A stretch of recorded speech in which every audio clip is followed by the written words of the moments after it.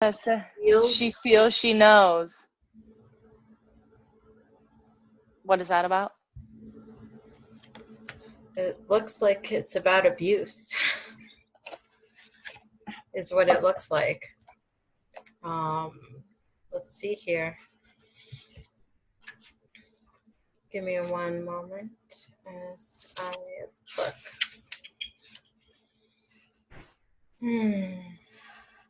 Yep, an illumination is erupting from within as a vision that is bringing what was once obscured into clarity.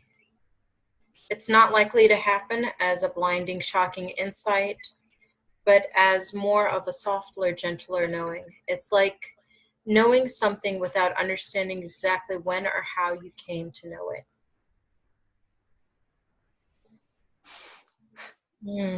Sounds like life coaching. I know. Yeah. So boundaries have been coming up a whole lot for me. Okay. And when doing the is it money story? I can't remember. Yep. Yeah, I think it's our money story. Exercise boundaries was my thing, you know, whenever it was 2 years ago or so, 3 years ago. We started, so a lot of that I've worked through. And here it's kind of been on the back burner for at least a year. My work with my own boundaries. And it became very prevalent recently in the last month or two. And it especially became solid in my knowing and my feeling about a week ago. I had a healing, like an emotional healing therapy. And while during this session, I was working through a lot of the boundaries that my inner child had and had tried to set forward with family, like trying to make sure that her voice was heard, and realizing that family wasn't going to have it. They didn't want to hear what she had to say, and they didn't want to hear her say no. And you knowing me, I have a difficult time saying no to anything. Yeah. Well, we like to fix things or help and Well, serve yeah. and But this was at a detriment to myself, as it usually is when you have a difficult time saying no. And during this session, my one of my primary animal guides came forward, Bear. And as I was in this state of being 6-year-old me, 6-year-old me, telling my family no, his energy moved in. And it was like in the past when I'd interact with Bear, it was usually he was beside me or in front of me. Yep. It was like I was inside him, like wearing a bear mask, like you think of the Native Americans. Native Americans, yeah, that's what I thought of. Yep. And so it was like, and I felt Bear put his paws and his claws into the ground and roll his shoulders, and he just stood still and was like, no, this is what a boundary feels like. You don't have to be angry. You don't have to be guilty. You don't have to feel shame. There's nothing wrong here. You don't even have to lash out in any way. You just stand your ground and say, this is it and this is me. And before that moment, I had never known exactly what a boundary felt like. I knew the concept of a boundary. But what did it feel like in my body? What did it really feel like? Not as an emotion, but as a knowing within your body. Well, And I think that gave that to me. And Bear showed that to me. And it was different than I would have ever imagined. And how has that shown up or helped you? Well, it helped me realize that I've been spreading myself thin. And so I stepped down from a really important job that was important to me. And I stepped down from it this past week. But what is the energy shift or in doing so and in honoring that, what have been the benefits of that? Have there been? Oh, yeah. I feel lighter. My energy is lighter. I feel happier. I feel like there's more playfulness and fun to go around. I feel a bit exhausted at the same time. It's like a recuperation exhaustion as I try A to recovery, yeah. trying to get my new steady footing into place. And it's also given me a better insight into direction, my own direction. Where do I want to focus my energy? Yeah, your intuition helps. You have to have that spaciousness for your intuition to be able to guide you to your purpose or what's going to light you up.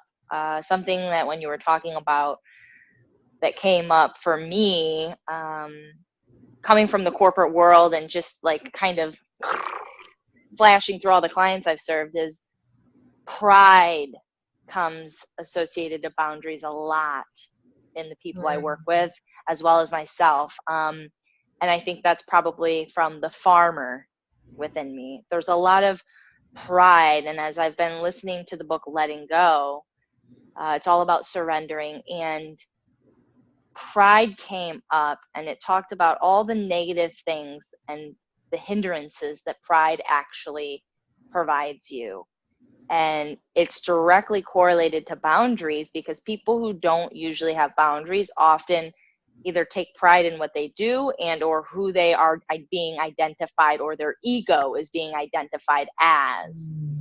And it went in to tell the difference of pride is not confident, and having self-esteem is not the same as being confident either. And how in order to be able to come from a abundant space of loving kindness and be able to apply the boundary for yourself so you can feel that feeling like Bear provided you, it's actually having self-esteem and humility through the applying of your boundaries that will give you that grace, but that strength, even in the times where you don't feel certain that it is the right decision. Like your mind's like, no, this is like, no, no, no, no, no, no. There's this tornness because your heart, your light, your spirit's like, yep.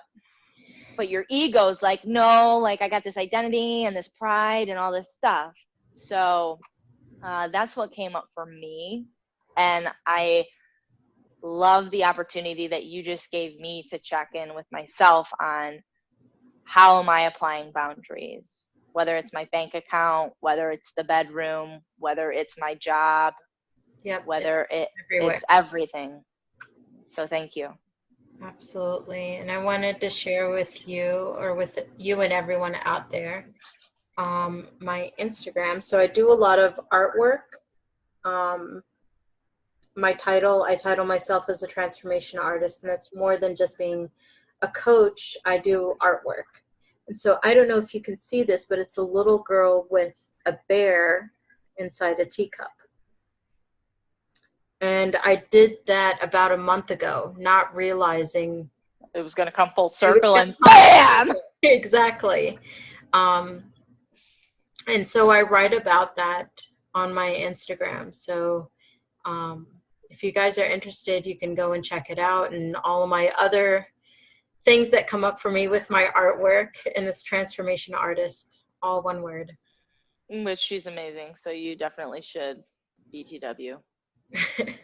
Side note. Yeah. So, and water is so important to me. It's been coming up over and over and over and over in my artwork and within myself, the element of water, and the element of the ocean, and just how, it's so interesting because water is whatever it is in.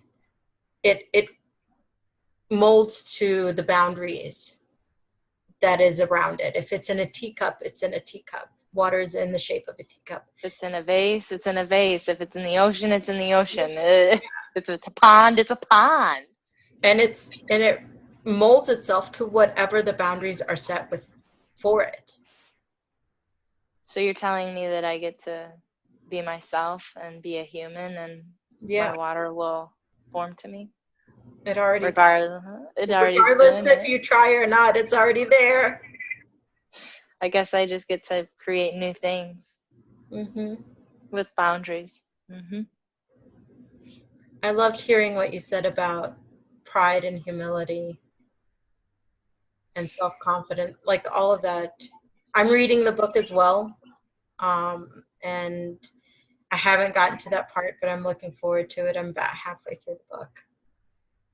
Yeah, pride is, it's something that we all have some sort of attachment to, but it underlies in the way it comes through, whether it's through truth, integrity, confidence, um, whatever level of consciousness you're in. It spins your life and the impact and your experience in a far greater, a different way, whether it's good or bad. So just something to think about.